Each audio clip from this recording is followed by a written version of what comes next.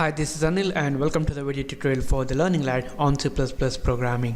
In this tutorial, we're going to learn about the default values in the constructor parameters. So similar to the way where we were passing some default values to the function parameters, in constructors also we can do that. So to demonstrate that in this tutorial, I'm going to define a class. So it's going to be class human, and then let's have a couple of properties of access specifier private. So let's call it as name and int age. Alright, then we're gonna define the public access specifier public, and in that public block we're gonna write our first constructor, which is not gonna take any parameters, and here we're just gonna say default constructor, and let's end this line. And here we're gonna initialize our name to no name and our age to a value of 0.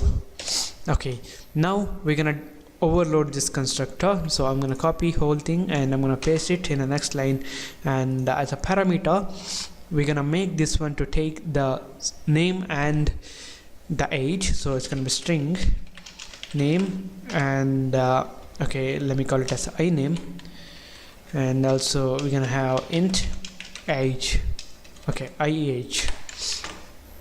All right, here we're gonna say overloaded constructor, and here name is gonna be iname and age is gonna be ieh. So the main thing that we're going to do in this tutorial is we're going to pass the default values. So here, similar to the functions where we were passing the default values to the function parameters, we can do that here in constructors also. So I'm going to assign a value of 0 to this ieh, and the next thing or the last thing that we're going to do is we're going to build a method which is going to print out the values of this name and age. So it's going to be void, let me call it as speakup. This function is going to display the values of this name and age. So it's going to be cout, it's going to be name, and end this line, and again age.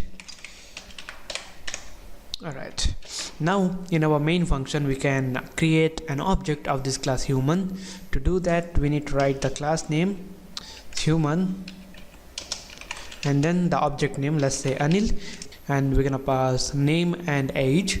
So it's gonna be Anil and the age is gonna be 24, and the next thing that we're gonna do is we're gonna print out or call that speakup function anil dot speakup.